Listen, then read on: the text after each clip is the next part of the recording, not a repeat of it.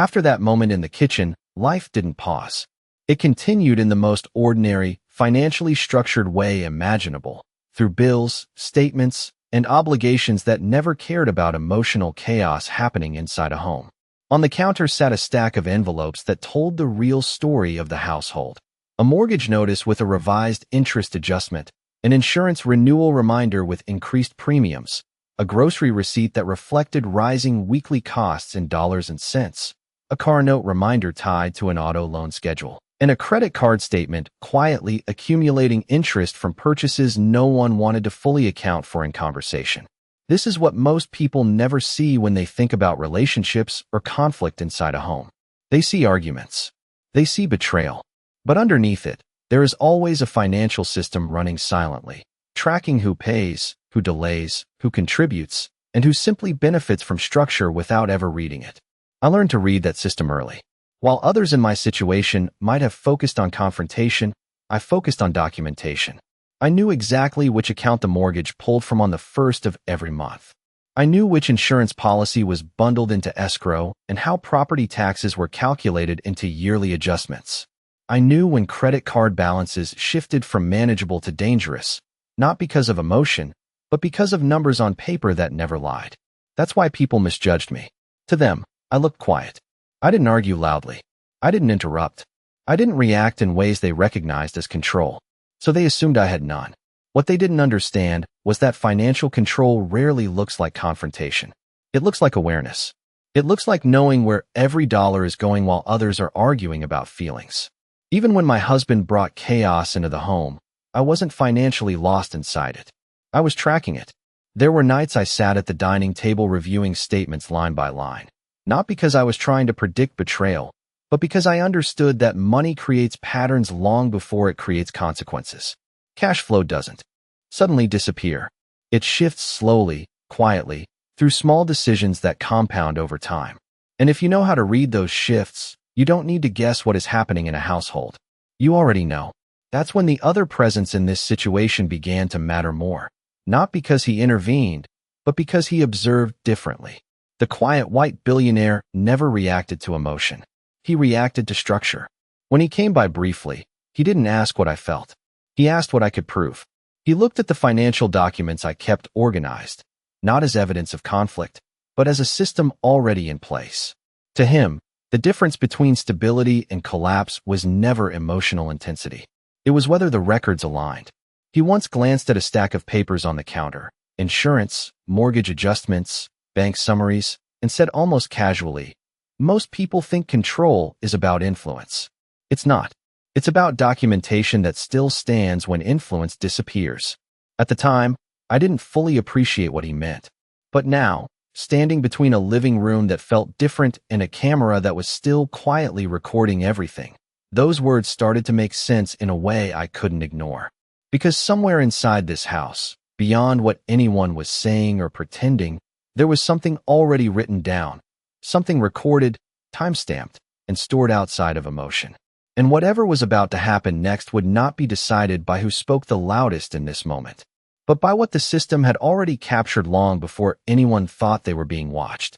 What I started to realize, sitting between a kitchen counter full of financial statements and a security camera quietly recording a collapsing illusion, is that most people are operating under the same set of financial misunderstandings, beliefs so normal they don't even sound wrong until reality forces them to be tested. The first false belief is that silence equals weakness.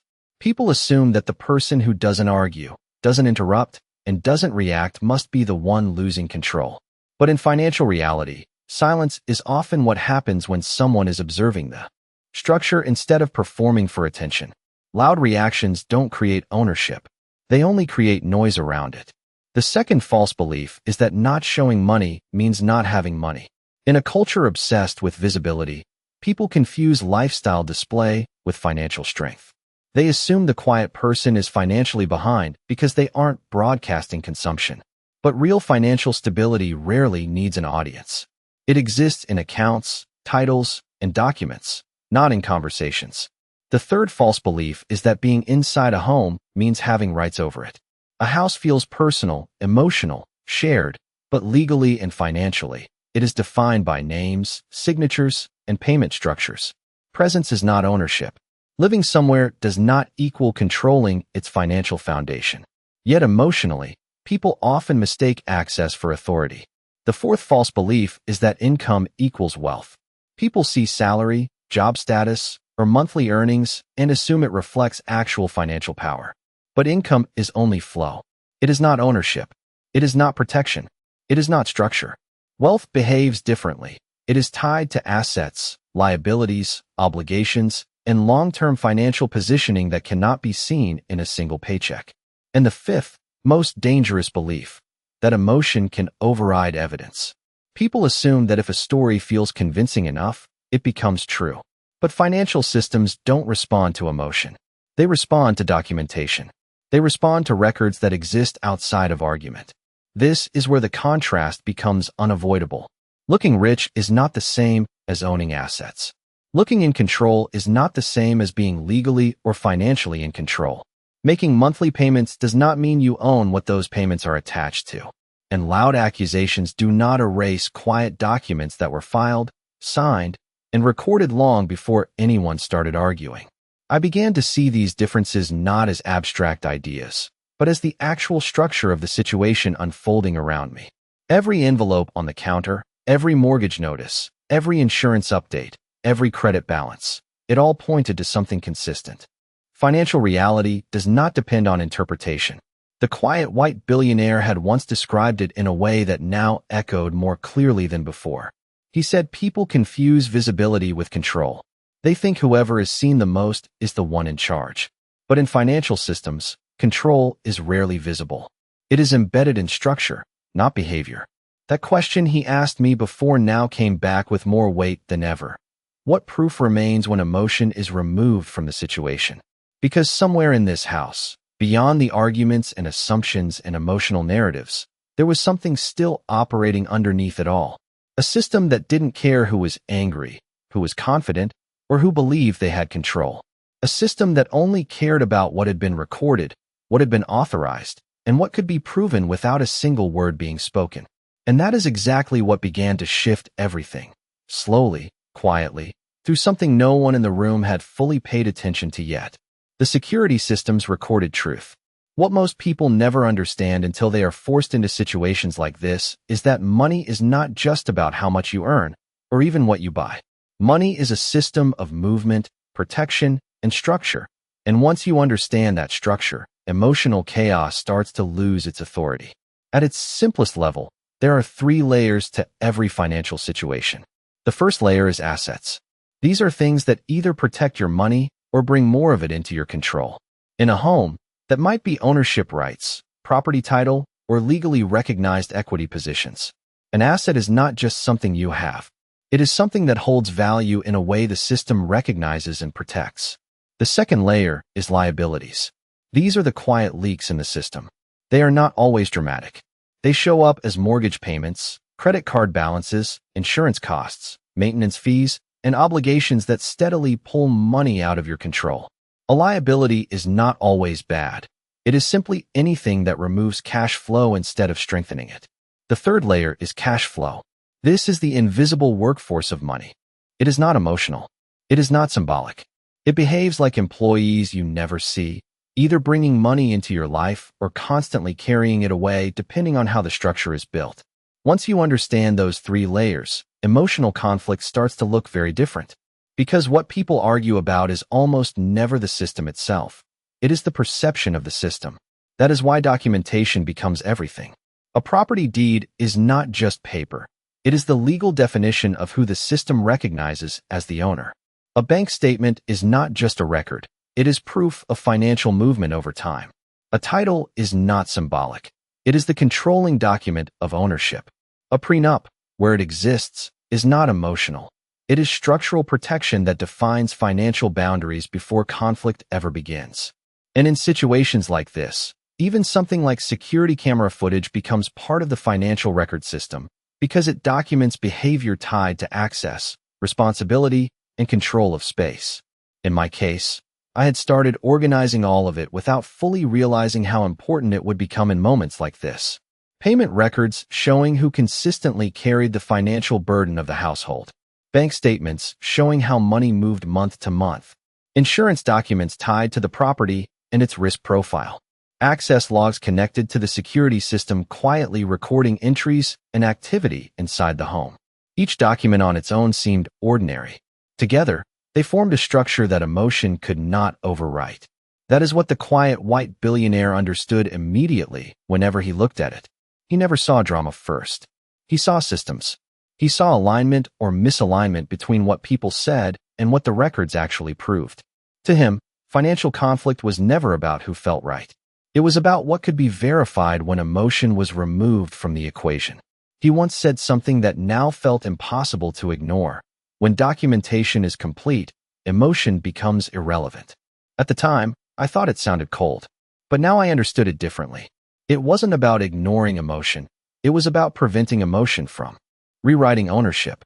Because once emotion starts rewriting systems, people begin to believe things that are not supported by evidence. They start confusing presence with ownership.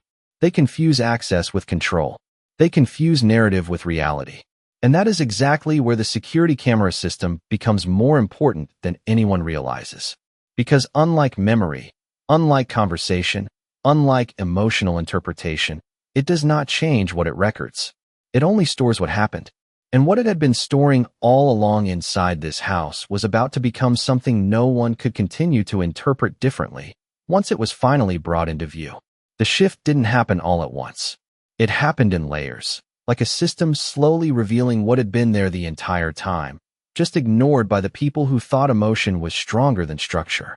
It started with the folder. A simple, unremarkable legal folder sitting on the edge of the dining table, the kind of thing most people overlook because it doesn't look powerful.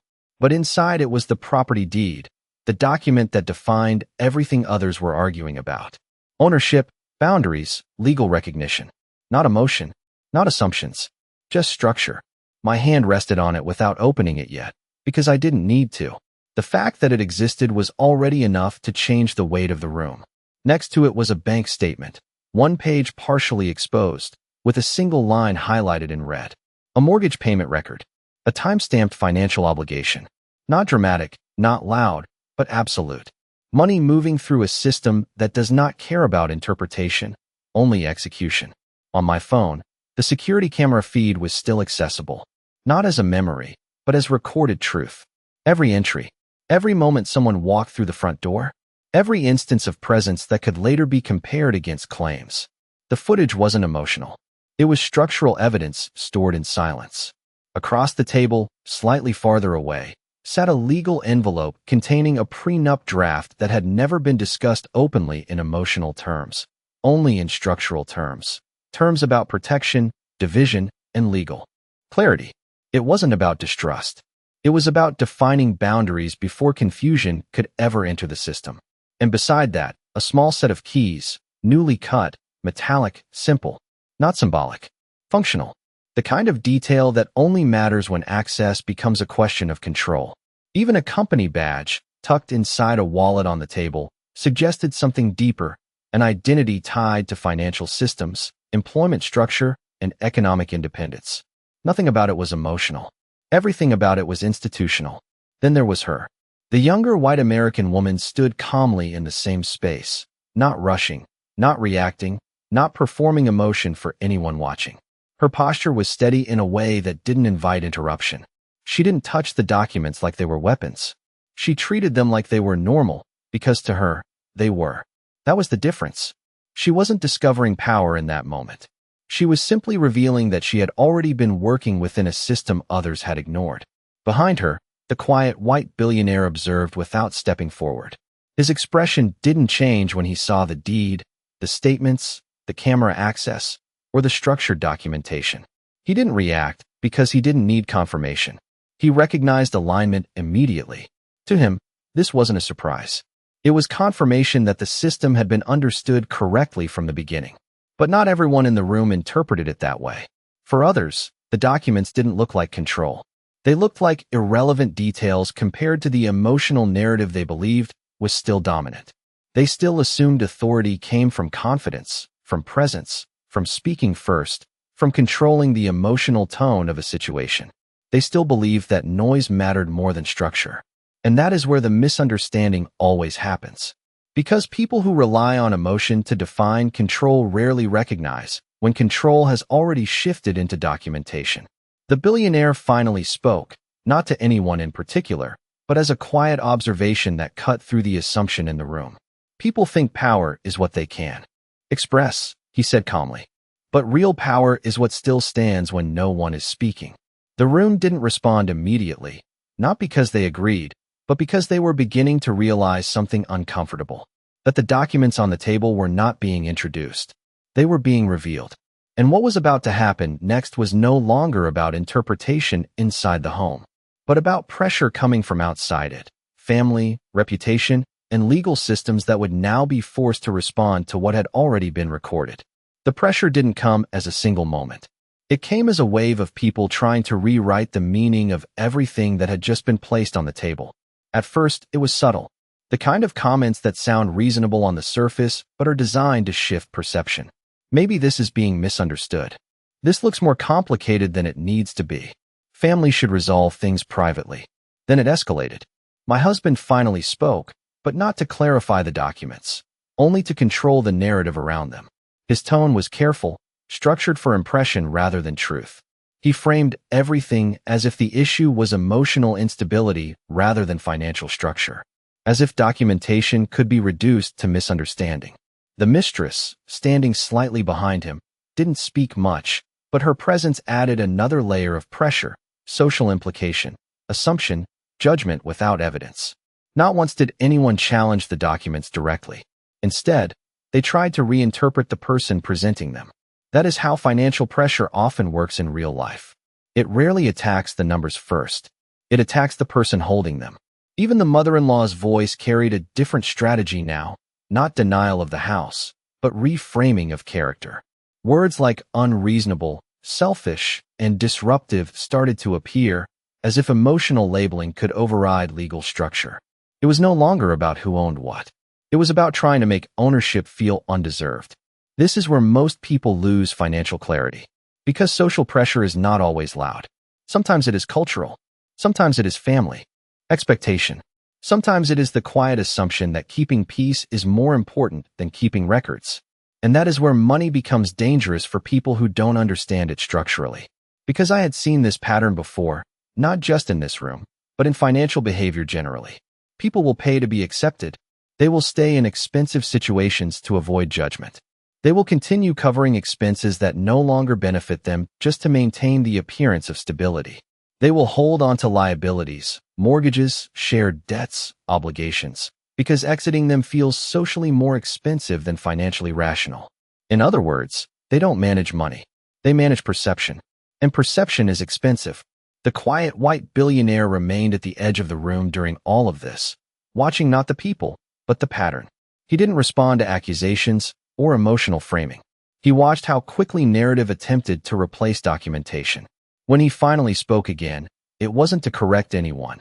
It was to highlight the system underneath it all. Most financial conflict isn't about assets, he said calmly. It's about who gets to define reality when emotions are louder than records. That sentence shifted something in the air because it exposed what was actually happening. Not a domestic argument, not a relationship dispute, but a conflict between narrative control and documented structure. And I stayed still through all of it. Not because I was unaffected, but because I understood something they were not accounting for. Emotional pressure only works when there is no system strong enough to ignore it. I had already stopped negotiating with perception. I had already moved everything into documentation, timestamps, access logs, financial records, and legal structure. Every attempt to reinterpret the situation hit the same invisible wall, something they couldn't argue with directly. But the pressure outside the room wasn't finished yet. Because when family, reputation, and social identity fail to shift reality inside the home, they often escalate towards something more formal. Lawyers, notices, legal interpretation, systems that don't care about who feels right, but only about what can be proven. And that is exactly where this was heading next, into a space where emotion would no longer be the primary language at all. The moment the documents were opened, The entire room stopped behaving like a conversation and started behaving like a system under verification. It wasn't dramatic at first. There was no sudden silence, no theatrical reaction, just a gradual collapse of confidence as paper replaced narrative. The property deed was placed at the center of the table. Not discussed, not interpreted, just placed. The legal professional reviewed it first, slowly, methodically, not emotionally. And as each line was confirmed, names, structure, registration details, the first layer of assumption began to break. This was not about who felt like they belonged in the home. It was about who was legally recognized by the system that defined it. Then came the bank records, a stack of payment histories showing mortgage contributions over time. Not scattered, not inconsistent, structured, time-stamped, aligned with financial institutions that do not adjust records for emotion or family tension. Each page added weight to a single undeniable pattern. Payments, responsibilities, obligations, clearly traceable, clearly assigned. The narrative that had been built moments earlier began to lose its stability. My husband spoke again, but this time his words didn't land the way he expected. He tried to reframe contribution, intention, shared life, emotional context. But none of those things appeared on the documents in front of him. The system did not recognize interpretation, only structure. The mistress stayed silent now, not confident anymore, not assertive, just present in a situation where presence no longer meant influence. Even the family members who had earlier tried to define the story through emotional labeling, words like unstable, selfish, overreacting, no longer repeated them. Because the documents had changed the language of the room. Now the only language left was verification. The security camera system was then brought into view, not as a symbol, but as evidence. The footage logs were displayed, alongside access timestamps, entry records, moments that aligned or did not align with the claims that had been made earlier. And suddenly, the contradiction was no longer theoretical. It was recorded. It was timestamped. It was stored outside of argument. The quiet white billionaire finally stepped forward, not to escalate, not to accuse, but to summarize what the system had already made obvious. He looked at the documents, then at the room, and spoke in a calm voice that didn't carry emotion, only structure. Ownership is never decided by the loudest explanation, he said. It is decided by the longest traceable record of responsibility. No one responded immediately, because there was nothing to argue against that wasn't already in the paperwork. The deed showed ownership structure. The bank records showed financial responsibility. The camera system showed behavioral access. And together, they formed a complete system that no narrative in the room could override. At that point, the conflict stopped being about relationships entirely. It became a matter of legal and financial reality aligning in one direction. And what followed next would no longer be social interpretation or emotional pressure, but formal consequence, handled outside the home, where documentation carries more authority than anyone's version of events inside it. The consequences did not arrive as a shock. They arrived as procedure. Once the documents left the dining table and entered formal review, everything shifted from emotional interpretation to institutional verification. The same stack of papers that had caused argument inside the home was now being examined by professionals whose job was not to believe anyone, but to confirm what the system already recorded. The attorney's office became the first point of confirmation. The property deed was verified against official registration records. Names matched. Filing dates matched. Ownership structure matched what had been legally recorded long before the argument ever started. There was no ambiguity in the system's response, only alignment. Next came the financial institutions. The bank statements and mortgage records were reviewed directly. Through official channels, payment history was confirmed, not through memory, not through explanation, but through transaction logs that no family narrative could overwrite. Each payment, each obligation, each responsibility had a traceable source tied to structured accounts and legal accountability. Insurance documents followed the same path. Policyholders, coverage responsibility, and payment history all aligned with the same structural reality. The system did not interpret emotion. It only validated records. When everything was cross-checked, the conclusion was simple, and it did not need to be argued. The legal ownership structure stood as documented, not as claimed, not as assumed, as recorded. Back at the property level, the lock situation was corrected through authorized channels. The change was not emotional or symbolic. It was procedural. A licensed locksmith replaced access control based on verified ownership records and legal authorization. No confrontation was required for the system to function. It simply followed documented authority. The home, which had briefly become a space of competing narratives, returned to structure defined by title, payment responsibility, and legal rights of access. Those who had attempted to assert control through presence or emotional pressure found that those methods had no standing in the final system review. Influence without documentation does not hold weight in legal or financial environments. It does not translate into ownership, access, or authority once verification begins. The mistress, the husband, and the surrounding family members were no longer operating within a narrative space. They were operating within a documented one. And in that space, only one thing mattered: what could be proven through records. There was no dramatic fallout, no exaggerated confrontation, just a gradual and irreversible reduction of control from those whose claims were not supported by legal structure. The quiet white billionaire, who had remained present throughout the process, did not comment on the outcome itself. Instead, he offered a final reflection that framed everything in a way consistent with how he always viewed financial systems.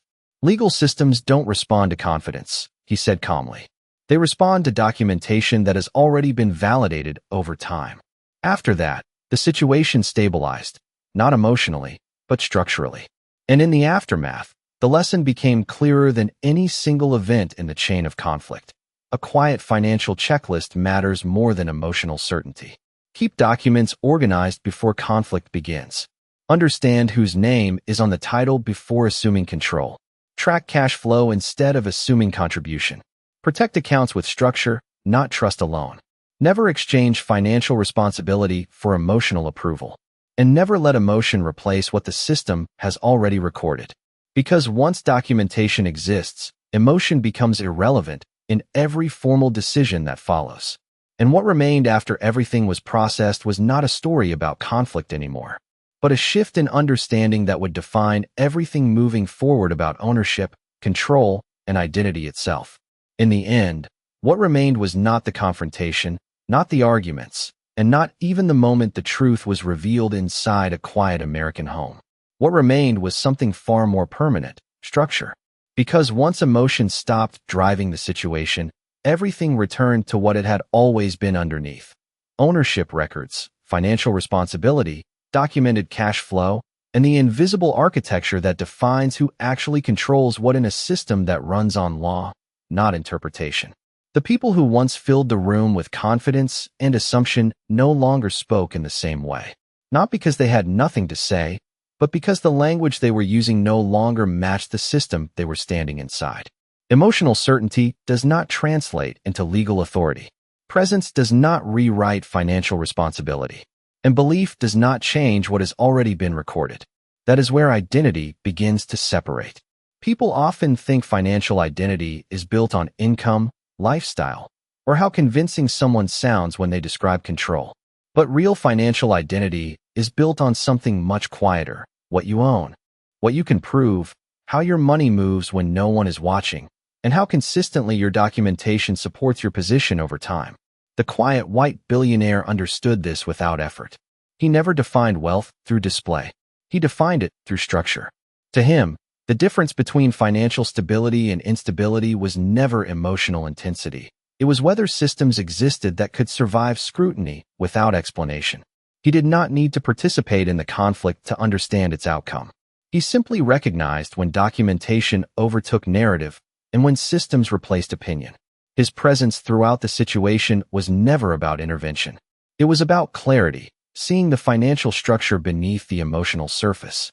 The younger white American woman, on the other hand, did not become powerful because she changed who she was. She became clear about what she had always been doing. While others relied on assumptions, she relied on records. While others depended on trust without verification, she maintained documentation. While others reacted emotionally, she built financial awareness quietly and consistently over time. Her strength was not in confrontation. It was in preparation. And that is the core difference between people who are financially controlled by situations and people who are financially protected from them. One reacts to events as they happen. The other builds systems that remain intact regardless of emotional pressure. In the end, nothing about the situation required exaggeration. There was no need for dramatic resolution. The truth was not created in the final moment. It was simply revealed through the alignment of documents that had existed all along. Ownership did not change because of conflict. It was simply confirmed. Responsibility did not shift because of emotion. It was simply verified. And control was never taken. It was always defined by structure. The final lesson that remained was simple, but permanent. People who understand money do not need to prove anything through noise. They prove it through ownership, cash flow, documentation, discipline, and calm consistency. The quiet white billionaire represented that understanding. The younger white woman learned it through experience. And together, their roles reflected a single reality that most people only recognize when it is already too late to ignore. Because in financial life, what is real does not need to be argued. It only needs to be recorded. And the strongest protection anyone can build is not visibility, not emotion, and not reaction. It is a life structured so clearly that truth, assets, and evidence speak quietly on your behalf long before anyone else tries to define your story. So the final truth stands on its own, without noise, without conflict, and without explanation. Don't try to look powerful. Build a life where truth, assets, and evidence quietly protect you even when you say nothing at all.